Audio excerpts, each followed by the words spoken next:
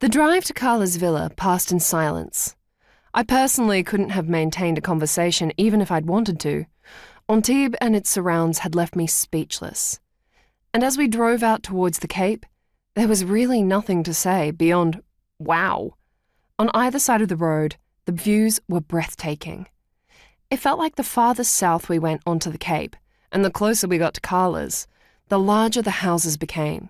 By the end of the drive, it wasn't even houses we were looking at. Rather, it was large gates the size of my entire apartment, whose sole purpose was to shield out the riffraff and act as an entry to whatever sumptuous mansion lay beyond.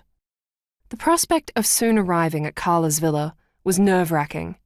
How on earth was I going to pretend it wasn't a big deal for me to be there? This was not my crowd. To be honest, I hadn't realized a crowd like this even existed beyond royalty. I stole a look over at Henri, who seemed completely unfazed by his surroundings. God, for all I knew, someone in his family probably lived next door, or at least had a house nearby. My parents' holiday shack on Bruny Island looked like a doll's house compared to these estates. I closed my eyes to escape the opulence for a few seconds. I can do this, I said to myself. This is a completely normal thing to be doing. Entering the grounds, making our way up the driveway, walking through the towering front doors, I suppose these could be considered normal activities, but at Carla's villa, each step felt like an occasion. Manicured gardens, opulent staircases, marble, the smell of jasmine floating through the air. Not a fleck of dust or a household item was out of place.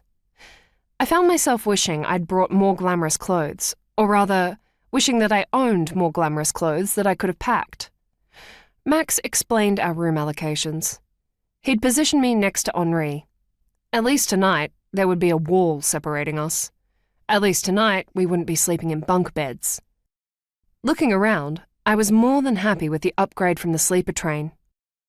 Henri and I walked down the corridor to our rooms in silence. The realization that I'd stripped half naked in front of him in my panic to get ready had settled somewhere in my throat, apparently stopping me from being able to form normal sentences. Henri stopped at his door and slipped in the key, pushing it open effortlessly. He turned to me before entering. "We should really stop meeting at our bedrooms like this," he said with a raise of the eyebrows. I forced myself not to smile by wondering if he'd rehearsed the line or if cute little quips just came naturally to him. Before I could think of something to say in response, he was gone. I fumbled with the lock and entered my own room. If there was an upside to all the unknowns about the weekend, it had to be that I get to spend it here, with a view over the glistening Mediterranean Sea, in what looked like the fluffiest bed I'd ever seen.